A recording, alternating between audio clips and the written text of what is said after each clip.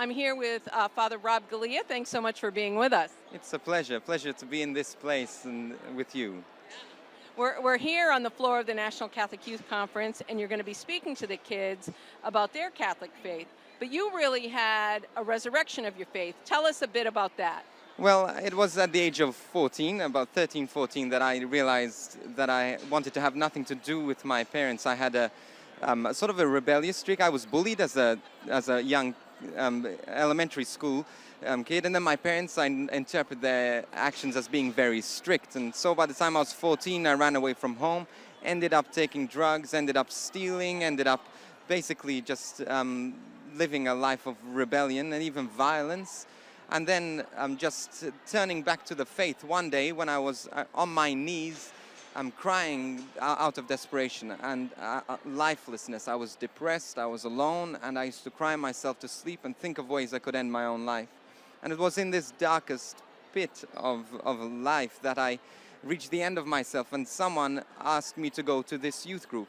And the only reason why I decided to go was because I thought I'm either going to go or I'm going to kill myself. That was my reality. And so I went to the youth group, and I was surrounded by these young people who were so full of life.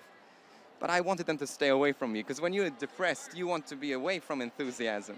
But I just discovered their love for life, and I just wanted what they had. I continued going.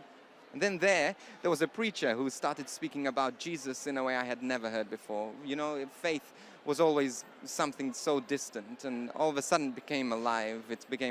I had a sort of an encounter with the love of God, to the point where I remember I was in my room praying, because I started a habit of prayer, and I was crying for about 3 hours like a baby after encountering God's love for 1 second, just a glimpse of God's love. And I remember holding a pillow to my face because I was scared that my parents would have thought I was crazy. Just having that love of God. And that's what drives me. That one experience is enough to drive my whole life right now, and my desire to help other people experience this unconditional love of God. Sure. So there was a total return home to your parents, to your faith practices, perhaps. That's right. And now here you are, a priest of your diocese. So tell us about your role in the diocese and a little bit about your diocese and that great accent. Okay, so I live in Australia, in the Diocese of Sandhurst, and I work as a youth director of youth for my diocese. So we have a youth program which I run across the whole diocese. And apart from that, also I'm an assistant pastor in a parish. I also travel around the world. I'm a musician, so I get to travel around the world and minister to young people in particular, and help people understand their dignity and the love of God, even in their mess. And one thing I like to say is that God takes our mess and he turns it into a message, not to be afraid of our darkness, because even in our darkness, God loves us. One loves us too much to leave us where we are, but he loves us nonetheless. That's great. Tell us about the book and where people can get a copy.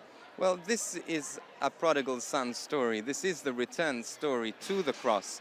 It's a book which speaks about my story. I start in the first chapter in detail about my story, but it also journeys with the Christian life. Okay, I'm a Catholic, now what? How do I journey? There are reflections, things that lead you through conversion, vocation. What is God asking for my life? And the call of every Christian to evangelize. So it starts, even if, for example, this is encouraging for a young person who's starting their Christian walk, but also a parent who has a child who's rebelling, or anyone else wanting to deepen their faith and their journey. So you can take it at any level you want.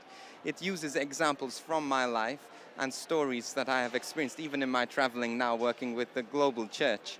And I think it should be an encouragement to help young people and older people alike learn to love Jesus more and fall in love with him. Thanks so much, Father. It's so great to talk with you. Now back to the rest of This Is the Day.